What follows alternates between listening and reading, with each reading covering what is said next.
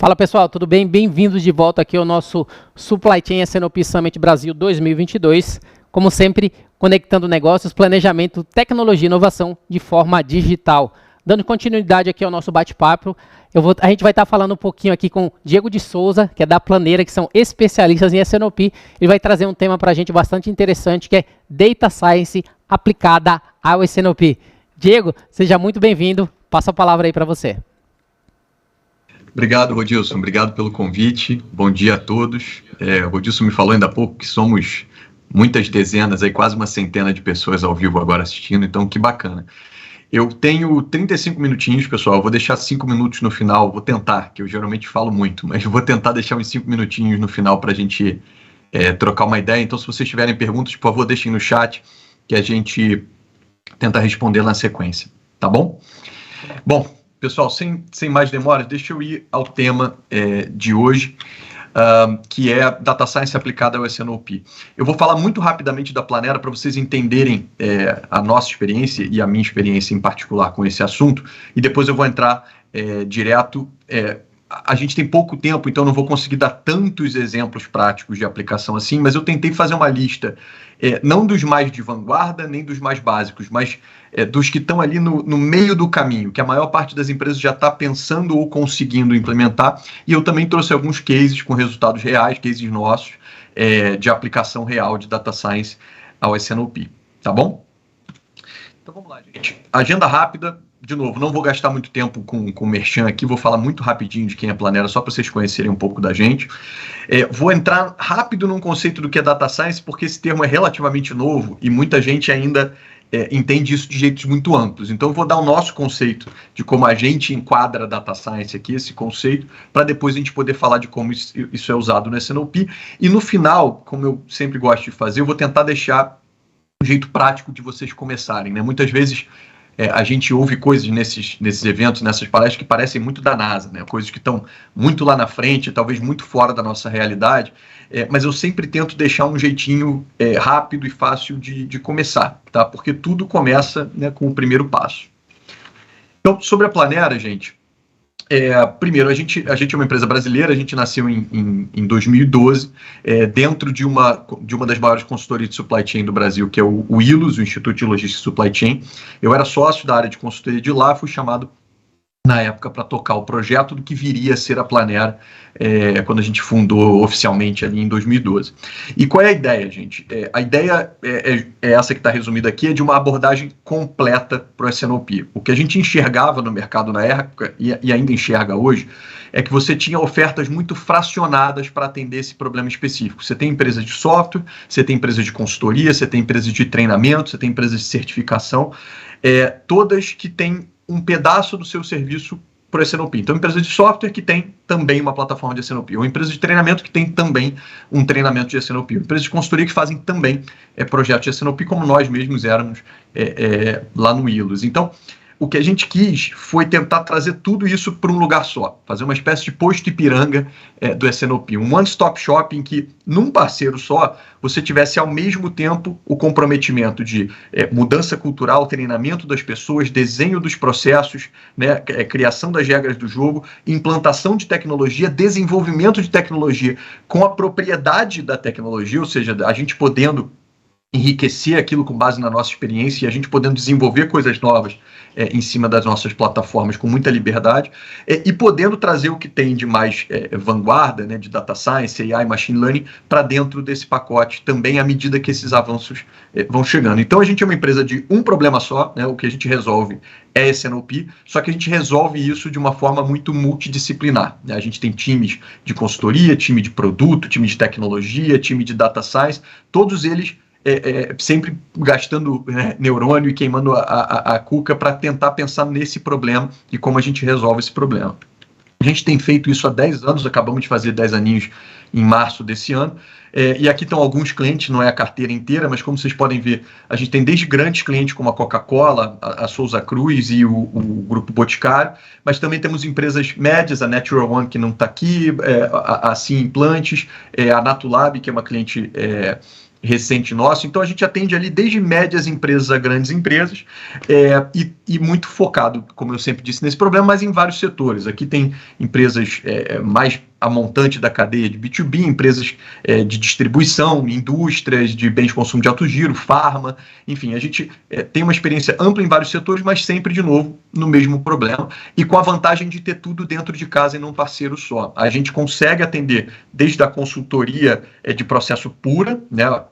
Acho que foi o Rodrigo que falou no chat há pouco tempo que ele prefere começar em pessoas e processos para depois pensar em tecnologia de data science. Eu estou super de acordo, né? Bons processos de S&OP começam no Excel para depois ir para a tecnologia, e o Excel ajuda no básico enquanto você trata o problema inicial, que é cultura e regras do jogo, né? E processo.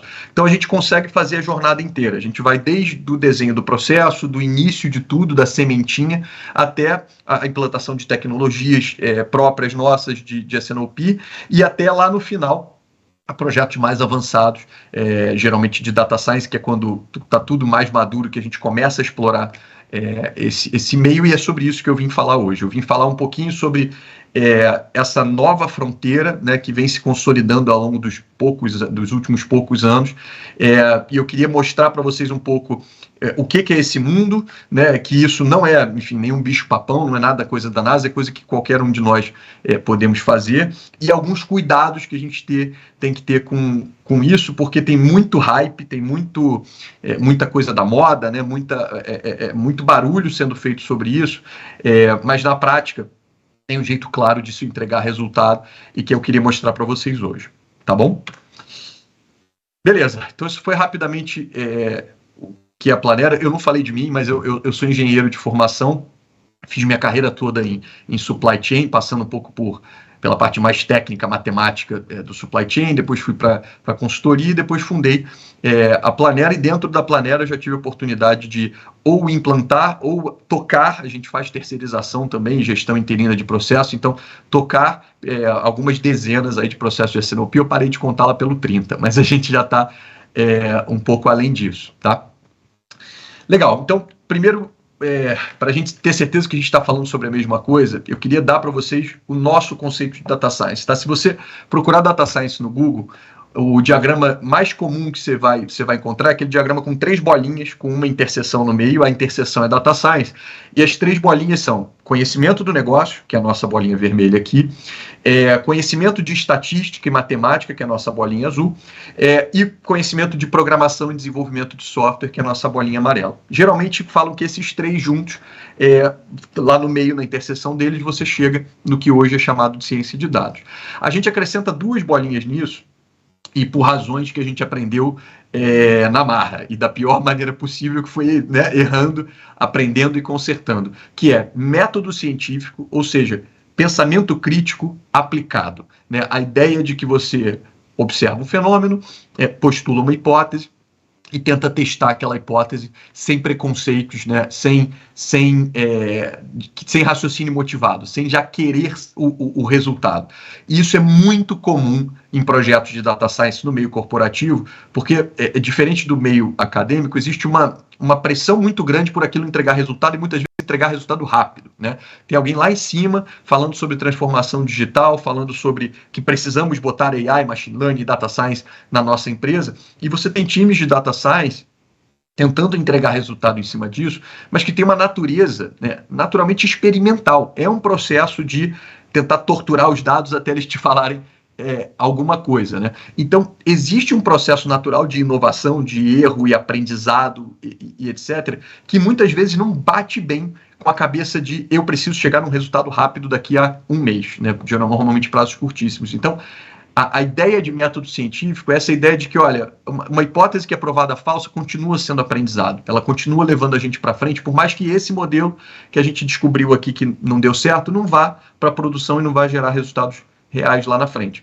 Mas é o processo da gente ir testando isso, e testando novas hipóteses, postulando novos modelos, que vai fazer a gente chegar na inovação real e no resultado real lá na frente. Então a gente gosta muito de aplicar as ferramentas de método científico, afinal está no nome, né, Data Science. E a última coisa que a gente acrescentou, que está aqui no meio, porque para mim isso é um pilar imensamente central dessa disciplina, principalmente agora que a gente está no berço dela, né, no começo dela, que é didática. Isso parece besteira, gente, mas isso tem dois aspectos. Um, de você conseguir mostrar coisas complicadíssimas do jeito que você está fazendo, de forma que todos os níveis da companhia do outro lado consigam entender, do teu parceiro do outro lado, desde dos parceiros que vão de fato operar aquilo, os analistas, os especialistas, etc., até a alta diretoria, que obviamente não vai entrar num nível técnico muito profundo do que você está falando. Mas também tem a ver a didática com você, e essa para mim é a mais crítica, com você de fato convencer as pessoas que têm que tomar decisão com base no que você está montando, de que aquilo ali é confiável, tá? A ideia de data science como uma caixa preta e que as pessoas simplesmente vão operar e vão confiar naquele resultado e aplicar aquilo, ela não funciona também no dia a dia de uma operação de planejamento, por exemplo, em que todo mundo está preocupado com aqueles indicadores ali e está preocupado com as decisões que vai tomar em relação ao futuro. Ninguém confia pura e simplesmente e cegamente na máquina. Eles precisam ter alguma ideia do que está acontecendo ali dentro e algum senso de dono daquela modelagem, daquela maquininha ali de tomada de decisão, para que eles possam de fato pegar aquilo e aplicar. A gente já viu isso da pior maneira possível, que foi num projeto em que a gente aplicou. O projeto deu resultado no teste, né? No período de teste, ou seja, a gente buscou ali alguns pilotos, etc. Deu super resultado, só que no fim do dia, os analistas que tinham que usar o resultado daquilo para botar na prática, não confiavam, não entendiam e logo não confiavam no modelo que foi feito, e eles regrediram para o que eles já faziam em Excel antes, mesmo comprovadamente com performance pior. E a gente até tocou em paralelo um tempo para mostrar isso, mas não deu certo e acabou caindo em desuso. Então, esse foi um pilar novo que a gente acrescentou e a gente continua martelando isso nos últimos 2 anos, desde que a gente colocou isso aqui. E aí, gente, outro ângulo que eu gosto de dar para isso é que data science não é só previsão e prescrição, como a gente costuma, né? As pessoas pensam em data science como geralmente modelos preditivos, principalmente aplicado a SNOP, mas você tem essas 4 camadas de analytics em que data science meio que atua, né? Desde as camadas mais básicas de descrição, de mostrar o problema, né? E aí você tem visualização de dados, você tem algumas técnicas de priorização de dados, etc., que data science se agrega nisso, mas a maior parte do que é descrição é o básico que a gente já fazia anos atrás, né? Você plotar um gráfico, é você mostrar um problema, né? Fazer uma análise básica, uma consulta básica e mostrar um problema. Passando pela segunda camada, que é a camada de porquê, né, a camada do diagnóstico, legal, eu entendi o problema, mas como é que eu dou duplos cliques, né, e vou aprofundando até chegar na causa raiz desse problema. E aqui também, isso é um problema que já foi resolvido pelo BI, né, a explosão de BI aí nos anos 90 e 2000, Brasil um pouquinho mais atrasado, mas quase toda empresa hoje tem algum tipo de plataforma de BI e algum parceiro ou equipe interna que ajuda a usar aquelas ferramentas de visualização de dados para entender melhor a causa dos problemas. E aí a gente vai chegando para as camadas que mais comumente hoje são associadas à data science. Primeiro, a camada de previsão, que eu acho que é a aplicação para todo mundo aqui mais óbvia do que a gente está falando. Você tem modelos de séries temporais desde os anos 60, 70, depois eles ficaram mais fáceis de aplicar com computação, né? Enfim, ampla adoção de computação nos anos 80, 90. E de lá para cá eles foram sendo enriquecidos. Você tem modelos antigos e clássicos, e você tem modelos novos, como o pessoal da palestra anterior falou, como os modelos de machine learning, por exemplo, Randall Forest, XGBoost e tudo mais. Mas eles continuam tentando basicamente responder a mesma pergunta, que é como é que meu futuro vai ser. Eles pegam os dados do passado, entendem padrões desse dado do passado, alguns entendem melhores e continuam entendendo, como são os modelos de machine learning, e tentam extrapolar esses padrões para o futuro.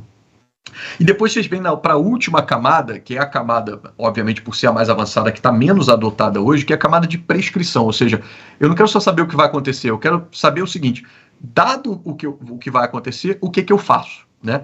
Então, já começa numa automação da tomada de decisão. São máquinas mais inteligentes que já começam não só a te falar o que vai acontecer, mas também o que você tem que fazer dada aquela situação. Voltando para planejamento, ela não só te fala qual vai ser a demanda futura, mas talvez ela te fala também como shapear aquela demanda, né? Como melhorar aquela demanda no futuro, dado algumas outras variáveis, ou até como se preparar melhor para aquela demanda no planejamento de operações, com, enfim, realocações de capacidade de produção e tudo mais. Então, Data Science, gente, é tudo isso aqui, tá? Tá percorrendo todas essas camadas. A parte mais moderna que fez a gente mudar o nome de Analytics para Data Science nos últimos anos é mais previsão e prescrição. Mas, no fim do dia, é a disciplina que tenta pegar esses dados e responder essas perguntas aqui, basicamente. E, além disso, um outro jeito que eu gosto de posicionar essa explicação é esse daqui, né, das máquinas de tomada de decisão, ou das máquinas de geração de insight. Porque, na prática, isso aqui resume todo o processo de Data Science e depois toda a maquininha, todo o software, todo o modelo que você quiser implantar de Data Science. Vai ter sempre uma camada de obtenção, que pega dados internos, externos, enfim, dados estruturados, não estruturados, e obtém esses dados. Depois, alguma camada de preparação, que meio que pré-mastiga esse dado para que o modelo consiga entender ele bem. A própria camada de modelagem, que é onde a magia acontece ali, geralmente a camada mais complicada de entender, mas também que acaba agregando mais valor. Depois esse modelo dá resultados, ou seja, responde a pergunta que você está querendo responder, e a gente mostra isso de uma forma bonita lá na camada de visualização, né? Gráficos e tudo mais, de um jeito que as pessoas consigam entender mais rápido e não só um tabelão de resultado. E, além disso, você precisa ali em cima de uma camada de interface, né? Ou seja, um jeito de você furar a caixa preta e colocar ali um botão, uma alavanca, um fio, para você garantir que você consegue operar aquela máquina e fazer com que ela te dê resultados e te responda as nuances da pergunta grande que você fez para ela. Tá? Então, no fim do dia, gente, Data Science é um jeito de construir máquinas como essas, em todas aquelas camadas que eu acabei de falar, tentando se apoiar naqueles 5 pilares que eu falei: conhecimento do negócio, conhecimento de matemática e estatística, de programação, didática e método científico. Beleza? Eu acho que agora estamos falando da mesma coisa, então vamos falar como é que a gente pega essa coisa e aplica no assunto do evento de hoje e no assunto que a Planera se dedica há 10 anos, que é como é que a gente faz para pegar essas ferramentas novas e essa disciplina que se moldou como uma disciplina nova nos últimos anos, e como é que a gente usa isso para melhorar o nosso S&OP, né, para reduzir nossa incerteza, para melhorar nosso nível de serviço, para reduzir nossos níveis de estoques e melhorar a eficiência do nosso supply chain. Então, gente, de novo, eu tenho muito pouco tempo, então eu vou tentar resumir os grandes tópicos, e depois desse resumo eu vou trazer para vocês alguns cases reais em alguns desses tópicos de como isso pode ser feito. Eu não trouxe os cases mais de vanguarda, tá? A gente tem aplicações que são mais complexas, projetos grandes e etc., como os que a gente fez com a Souza Cruz recentemente. Eu estou trazendo os cases um pouco mais pé no chão, coisas que são mais realistas e que talvez toque mais no coração da maior parte de vocês, ou seja, coisa que vocês conseguem olhar e falar: caramba, eu consigo trazer isso para a minha realidade, não está tão distante assim do que eu quero fazer ou do que eu acho que eu consigo fazer no curto prazo. Então, a primeira aplicação, e a mais óbvia, é a de previsão. Você tem desde os modelos de séries temporais, né, tem os modelos clássicos, o ETS, o TSLM, né, decomposição clássica, até a própria média móvel, na prática, é um modelo de séries temporais, que nada mais são do que os modelos que tentam, de novo, olhar para uma série no tempo, nossas vendas, por exemplo, ao longo do tempo, que é a mais comum, e como é que a gente extrapola isso para o futuro. Isso, de novo, não é novidade, esses modelos, a maior parte deles existem desde a década de 60, 70. O que aconteceu hoje é que a gente arranjou jeitos mais rápidos e fáceis de aplicar eles, e todos eles, né? Depois você tem os modelos causais, esses um pouquinho menos comuns e mais difíceis de aplicar, muito pelos dados que você precisa ter em volta deles para que eles funcionem bem, né? O clássico é se eu aumentar meu preço, né, uma série de preços externos, o que acontece com a minha demanda, se eu diminuir, o que acontece, mas também algumas ações de marketing. Se eu botar isso na capa de uma revista, o que acontece? Se eu botar isso no Instagram da Anitta, o que acontece, né? E a gente já fez modelos assim também, bastante bacanas. Esses caem um pouquinho naquele pecado de serem modelos muito complicados e que, por vezes, acabam virando meio caixa preta e caindo na desconfiança de quem tem que operar. Mas, quando bem usados e quando bem explicados, né, dão muito resultado.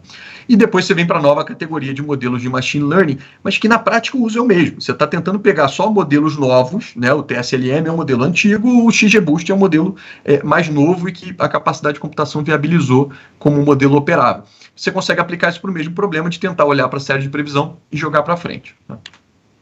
Segunda grande aplicação, priorização. Né? Todo mundo aqui de S&OP sabe que o tempo é curto e os SKUs e pontos de estoque e clientes são muitos. Então, a gente nunca consegue, todo mês, olhar tudo o tempo inteiro. Então, a gente sempre precisa de algum mecanismo de priorização. Os mais básicos de que já existem há muito tempo são Pareto, né? ABC e etc. A gente tenta olhar para os clientes e produtos mais importantes.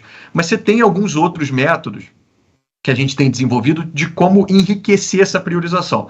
Por exemplo, quais SKUs a gente tem que discutir na reunião de consenso. Isso pode ser uma função de várias coisas. Qual a importância daquele SKU, quanto aquele SKU tem errado, qual é o valor agregado pelo time comercial e pelo time de marketing naquele forecast daquele SKU específico, como é que está o bias acumulado desse SKU, como é que está o estoque desse SKU, se ele é um SKU que está com o estoque crítico, talvez a gente precise prestar mais atenção deles. Então, tudo isso a gente consegue usar algoritmos de machine learning para fazer um scoring desses SKUs, uma pontuação desses SKUs e trazer eles para o topo da nossa reunião de consenso, onde a gente tem pouco tempo, mas o tempo é valiosíssimo ali para chegar à discussão de qual é o melhor número para passar para frente. Priorização do tempo do analista de demanda por SKU cliente, mesma coisa, só que em vez de na reunião de consenso, no tempo do analista, às vezes ele tem 2, 3 dias úteis para fazer um bom plano de demanda, ou um bom plano de operações, ele não vai conseguir fazer para tudo, então a gente consegue usar algoritmos para priorizar o tempo dele, também com outras variáveis que não só classe ABC. E clusterização automática de SKUs e clientes. Nem sempre você vai querer pontuar isso e fazer isso manualmente. Às vezes você quer usar um modelo de clusterização, como um K-means da vida, e tentar criar grupos de SKUs e clientes que você possa tentar entender como grupões. Né? Ou seja, em vez de você tentar priorizar os níveis mais detalhados, você criar grupos grandes que você possa olhar agrupadamente, mas que sejam coerentes entre si, que tenham importância parecida, mercados parecidos, margem parecida, performance de acurácia do modelo estatístico parecida, por exemplo. Terceiro ponto, automação, ganhar tempo. Né? Decisão do melhor modelo de previsão é uma óbvia que já é aplicada há bastante tempo, mas muita gente não faz, e muito software do quadrante mágico da Gartner não faz, né? Que é basicamente, poxa, eu tenho 20, 30, 40 modelos para decidir. Como é que eu sei que aquele modelo que eu decidi lá na implantação do software ainda é o melhor modelo? Né? Como é que eu sei que não tem um modelinho ali correndo em paralelo que aprendeu mais rápido e agora ele é o melhor modelo? Então você tem como automatizar esse teste constante de qual é o melhor modelo para eu prever cada SKU e cada cliente. A detecção de anomalias, né? Detecção de outlier, por exemplo, você pode automatizar o tratamento disso, muito mais do que só substituir por uma média, né? Você tem agora métodos mais avançados para fazer isso, mas é importantíssimo porque não dá para a gente ficar monitorando todas as séries o tempo inteiro também. E detecção e correção de problema de qualidade de dados. Todo mundo que é de S&OP aqui sabe a dor de cabeça que é um cadastro errado, um ponto no lugar de uma vírgula, né? Um nome com cedilha ou sem cedilha. E esse tipo de coisa já dá para automatizar. Tem vários algoritmos de automação, de detecção desses problemas de dados e automação disso. Isso é particularmente crítico quando a gente está falando de dados externos, né? Dados da cadeia de suprimentos, como vendas no canal de distribuição ou estoque no varejo.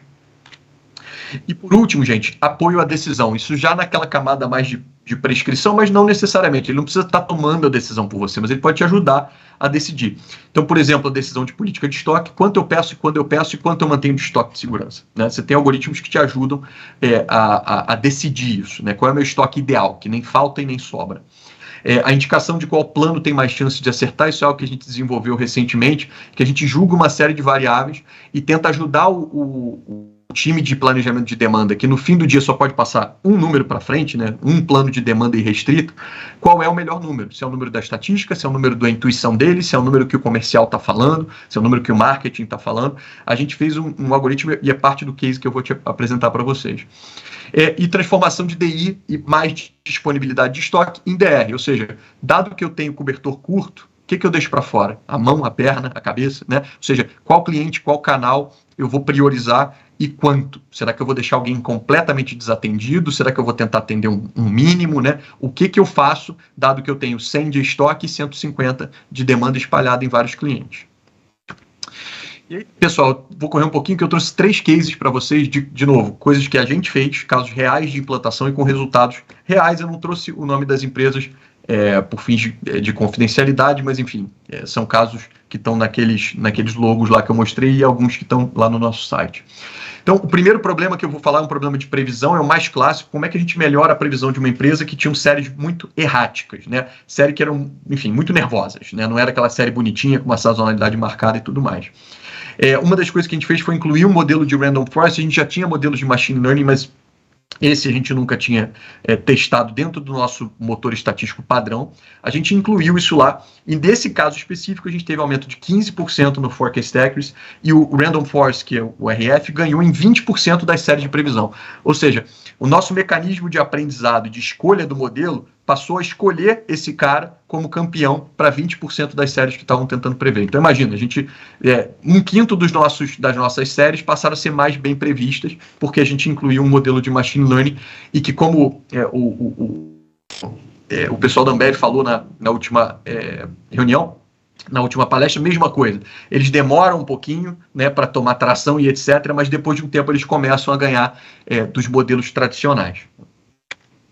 Segunda aplicação, automação, né? A gente tinha um problema num cliente nosso que era os modelos escolhidos nem sempre continuavam sendo os melhores modelos. Isso é um problema antigo que a gente resolveu tem muito tempo, né? Mas o que a gente fez foi um mecanismo de best fit, e a gente vem melhorando isso ao longo dos últimos 10 anos, ele está ficando cada vez mais inteligente, que ele sempre julga qual é o melhor modelo para cada situação. Isso parece uma conta básica, mas você nem sempre sabe se você quer o melhor modelo que prevê o mês que vem, ou daqui a 6 meses, ou o que prevê melhor a média dos seus próximos 12 meses, né? Às vezes, modelos muito bons em prever mês que vem não são os melhores para prever o mês 12, né? E você não pode ficar fazendo isso manualmente o tempo inteiro. Então, a ideia é você deixar isso cada vez mais inteligente para que a máquina escolha o modelo por você e ela esteja sempre mais certa do que você conseguiria estar fazendo na mão. Aqui a gente hoje tem atualização constante dos modelos. Todo mês o algoritmo, o motor estatístico embutido na nossa ferramenta tem a chance de mudar de ideia e falar, agora eu não quero mais esse modelo, eu quero esse outro. E isso, na época que a gente testou isso pela primeira vez, teve ganhos na ordem de 20% em Forecast Accuracy e vem melhorando ao longo do tempo. E por último, gente, para falar de uma coisa um pouco mais prescritiva, eu queria falar daquele exemplo que eu dei mais cedo, mas falar um pouquinho mais em detalhe. Qual era o problema? Nem sempre todos os argumentos da reunião de consenso para decidir qual é o melhor plano, temos todos os argumentos para decidir qual é o melhor plano para seguir para operações. Ou seja, nem sempre a gente consegue discutir tudo ou embasar tudo e conseguir chegar a um ponto de falar, olha, essa é a minha demanda irrestrita, manda para operações.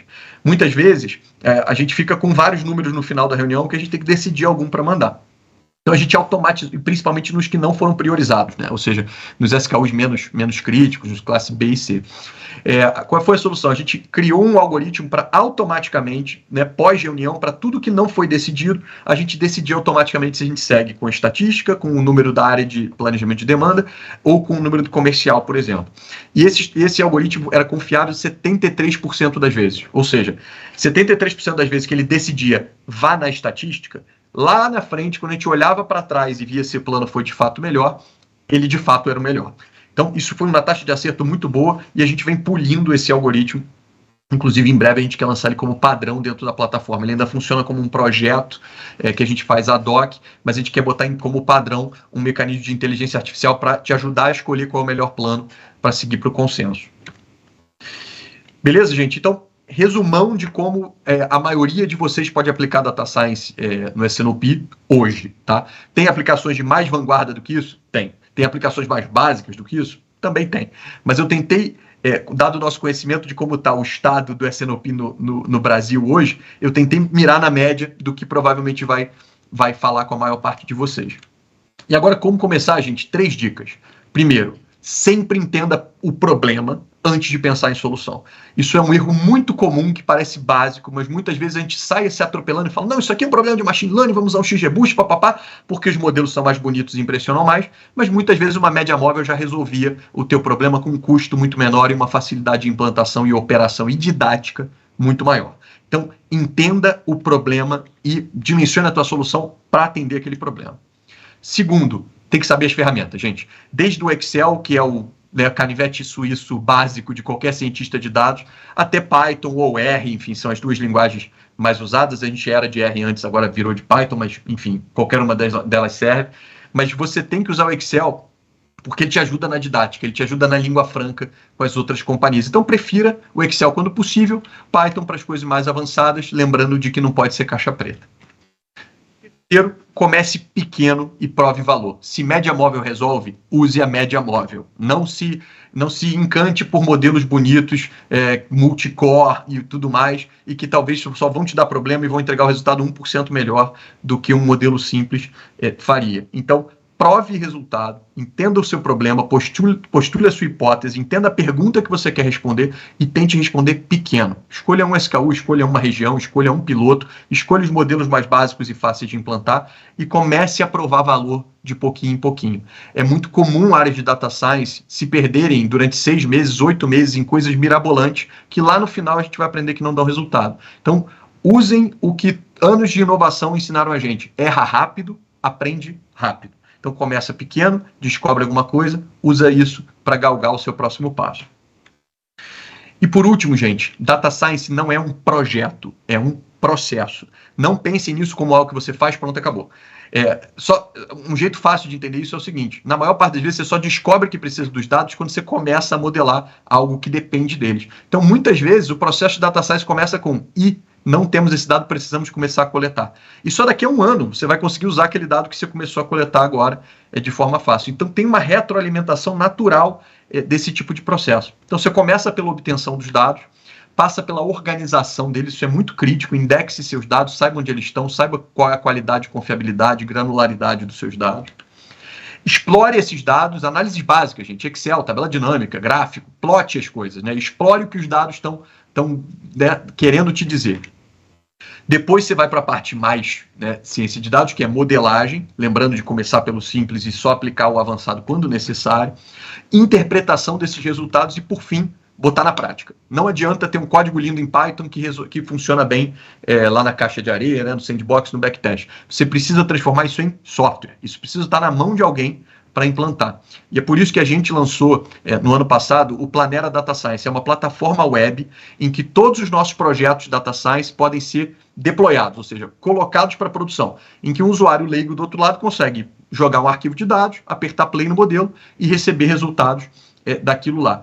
E aquilo está se transformando para vários times de S&OP como uma espécie de canivete suíço de Data Science, uma caixa de ferramenta, em que a gente vai construindo as ferramentas em parceria e depositando as ferramentinhas lá para eles usarem para vários usos, desde apoio à tomada de decisão, novos planos e etc.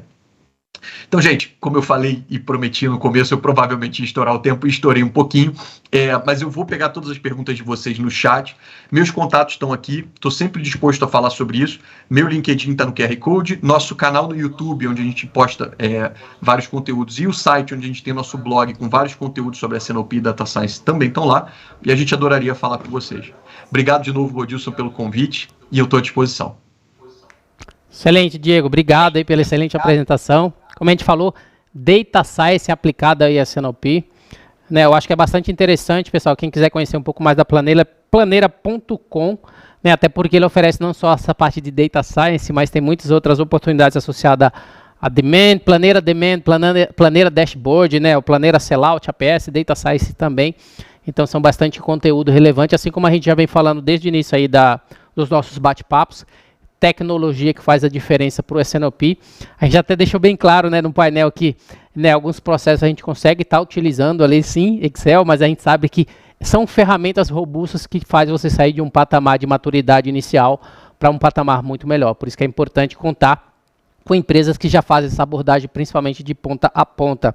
Eu gostaria até de perguntar, que a gente tem alguns minutinhos, ô Diego, até no site lá, você tá lá, Planera para resolver o problema relacionado a isso, Planera que está lá, uma abordagem completa do S&OP, até para trazer um pouco de alusão aí para o público, eu gostaria que você pudesse até falar o que seria um pouco dessa abordagem completa do S&OP, até para a gente, você tem diferentes soluções, mas o que engloba esse fluxo geral de uma abordagem como um todo, que diferencia talvez de alguma abordagem específica de outras empresas? Legal, Rodilson, bacana a pergunta. A gente Quando a gente montou a Planera, a gente já era uma empresa de consultoria e treinamento, né, antes, dentro do ILOS. Então, a gente já fazia isso há muito tempo. E o que fez coçar, né, a coceirinha para a gente começar foi, olha, a gente não está resolvendo o problema inteiro, né? A gente resolve um pedaço, a gente consegue dar um empurrão inicial, a gente consegue começar a criação de cultura, a gente consegue incutir os conceitos certos, mas processos de S&OP se implantam em 1, 2, 3 anos. E muitas vezes tem muitos quebra-molas nessa jornada, né? As coisas se perdem. A gente já implantou processos de S&OP que deram certo e depois troca a diretoria, eles morrem, a gente volta para implantar de novo, enfim.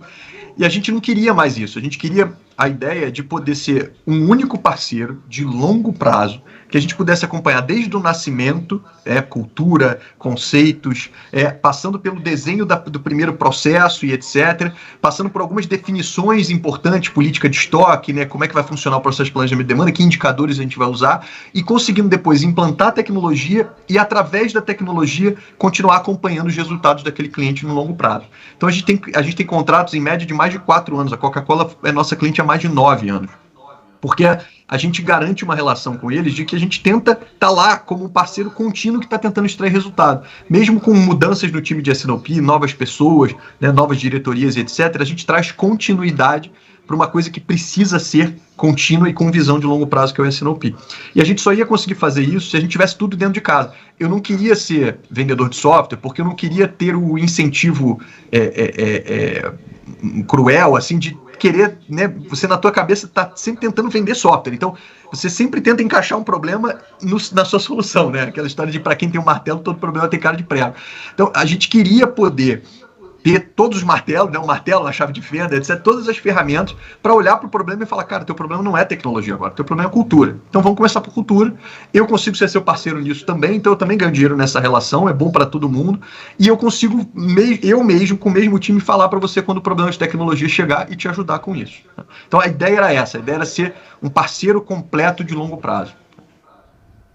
Excelente, pessoal. Tá aí um pouquinho da Planera, né, como a gente falou, que faz a abordagem completa do S&OP, deixando claro que eles trabalham diretamente com pessoas, processos, tecnologia e, como o nosso bate-papo de hoje deixou claro, Data Science. Então, se você quiser saber um pouquinho mais, planera.com.br.